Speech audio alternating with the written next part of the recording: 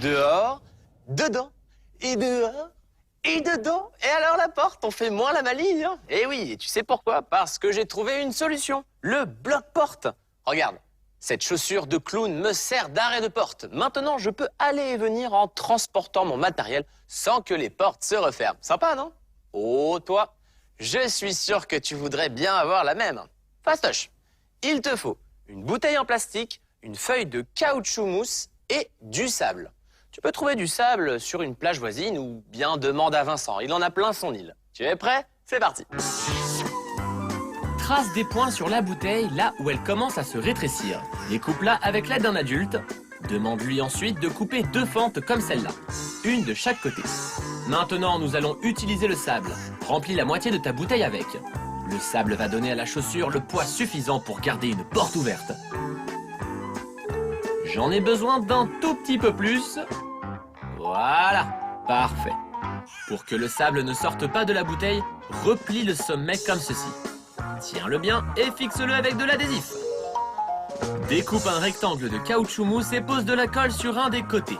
Pose le haut de ta bouteille sur le côté du rectangle où tu as mis de la colle. Referme la mousse de cette façon et appuie pour que ça adhère bien. Assure-toi que c'est bien fermé en rajoutant de l'adhésif sur le bord. Génial!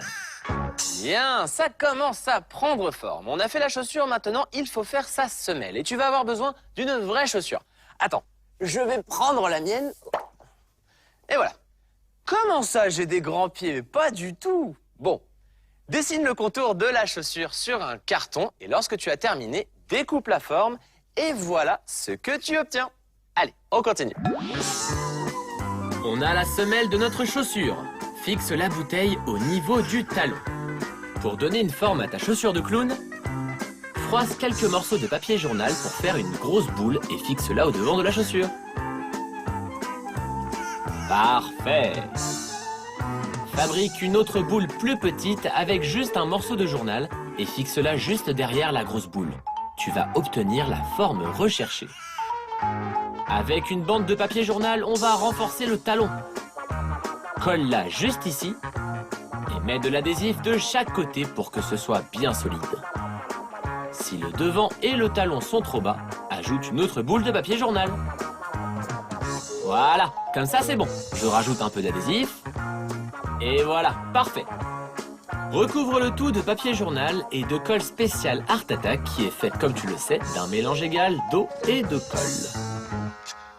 Mon bloc-porte commence à bien prendre la forme d'une chaussure de clown. Super!